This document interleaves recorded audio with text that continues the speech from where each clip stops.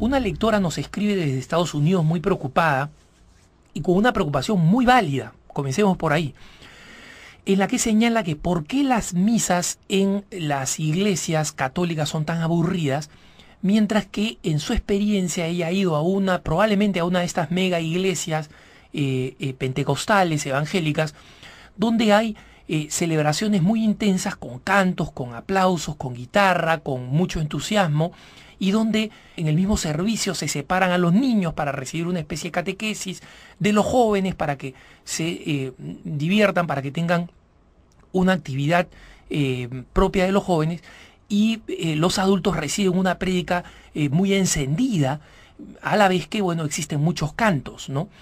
Entonces, hay que reconocer que ciertamente muchos de nuestros sacerdotes no celebran la Eucaristía con la suficiente reverencia y no predican con la suficiente claridad como para que los fieles efectivamente tengan una interpretación, una enseñanza del Evangelio que les ayude de manera explícita para la vida cotidiana.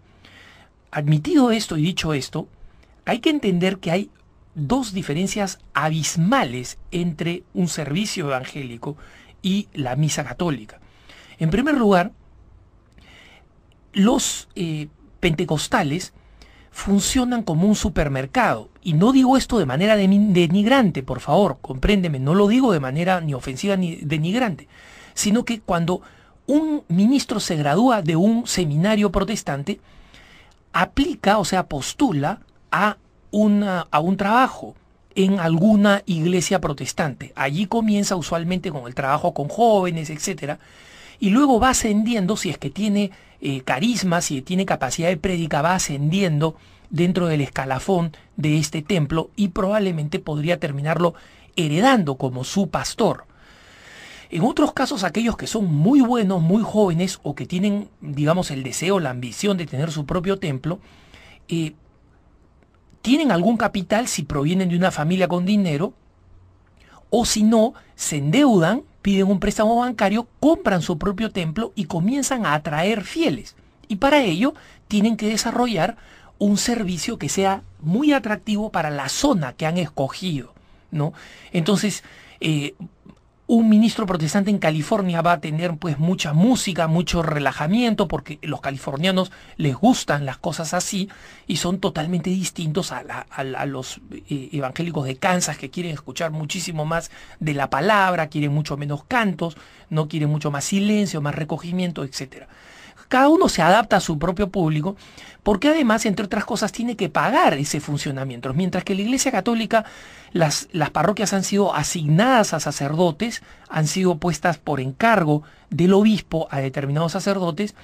No todas las parroquias, es más, en América Latina, en nuestros países, muchas de las parroquias y las parroquias católicas en zonas de inmigrantes en los Estados Unidos no tienen los suficientes ingresos de parte de los fieles como para poder sustentarse, y en consecuencia son sostenidas con ayuda adicional de la arquidiócesis, o en muchos casos son sostenidas por congregaciones religiosas que las asumen. Entonces el sacerdote no está obligado, no tiene que preocuparse por realizar una ceremonia donde la gente esté entretenida y termine siendo como un espectáculo por el cual la gente va a pagar. Eso en cambio sí sucede con nuestros hermanos los evangélicos, especialmente los pentecostales. Entonces ellos de alguna manera se ven forzados a montar un show, ¿no? Y no lo digo en sentido despectivo, sino simplemente así es la realidad. Si no tienen un show, si no son atractivos, la gente no viene, no paga y ellos no se pueden mantener. Y así es como los grandes predicadores famosos en Estados Unidos, evangélicos como Pat Robertson u Oral Roberts, han tenido experiencias tan exitosas que se han vuelto multimillonarios. Y esto no lo digo en sentido negativo, porque han utilizado el dinero para fundar universidades, para fundar canales de televisión. Y esto demuestra a qué grado de éxito pueden llegar. Entonces, existen acá dos modelos financieros, si se quieren, completamente distintos entre una parroquia y un templo evangélico. El templo evangélico de alguna manera está forzado a ser atractivo, apelante y financieramente viable. Una preocupación que el sacerdote no tiene. Pero la segunda razón es la razón abismal.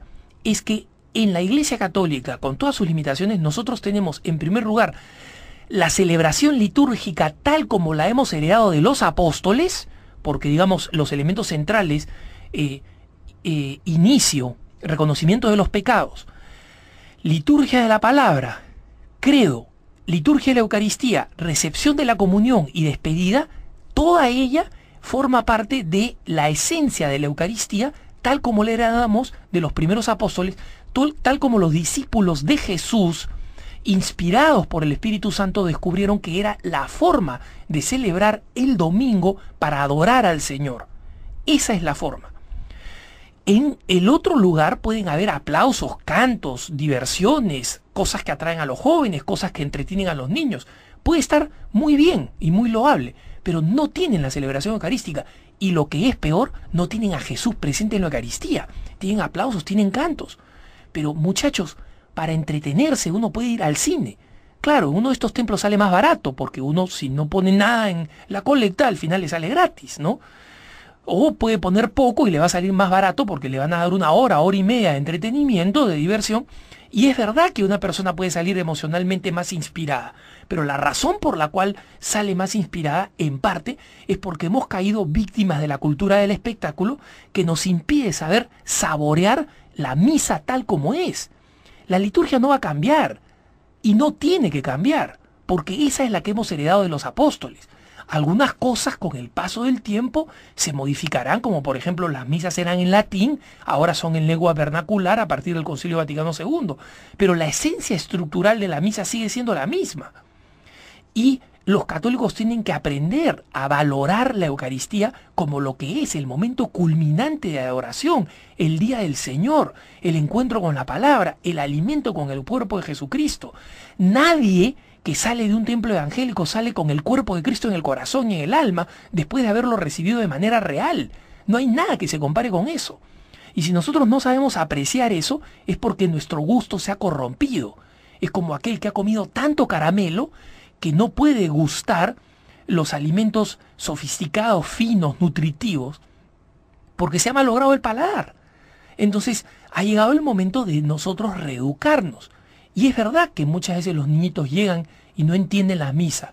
Es verdad que los jóvenes van y se aburren. Pero van y se aburren en buena medida porque los padres, no porque los sacerdotes, a veces los sacerdotes son aburridos, es verdad.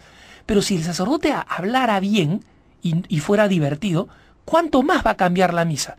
El sacerdote no tiene nada que hacer con las lecturas ya son determinadas. El sacerdote solamente va a ser divertido o entretenido o edificante en el sermón, en la homilía. Todo lo demás tiene que seguir las rúbricas. Y esa es la misa que hemos heredado del mismo Jesús. Esa es la Eucaristía. Esa es la participación del pan. Eso es lo que está en las Sagradas Escrituras.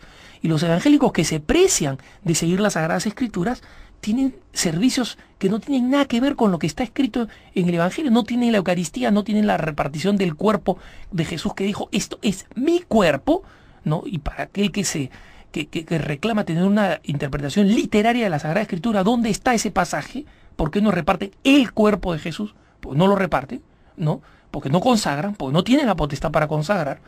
Entonces, si los niños y los jóvenes nos ven a nosotros, a los padres de familia, mirando el techo, contando cuántas telarañas hay, porque nosotros no aprendemos a degustar la Sagrada Eucaristía, esa es culpa nuestra, no del sacerdote. Y hay gente que iba a las misas escuchando la fama del cura de Ars, de San Juan María Vianney en Francia, en el siglo XIX, en el siglo XX, de San Pío de Pietrelcina, y se aburría, decía, esta misa es igual que todas las demás. Es decir, cualquier persona que no ha desarrollado el gusto, incluso con grandes santos, se va a aburrir. Es una responsabilidad nuestra que nosotros recuperemos el gusto de lo sagrado y sepamos celebrar la Eucaristía con la reverencia y profundidad que tiene. Porque lo que hay en la misa no lo vamos a encontrar en ninguna otra celebración, por más entretenida que sea. Que tengas un buen día.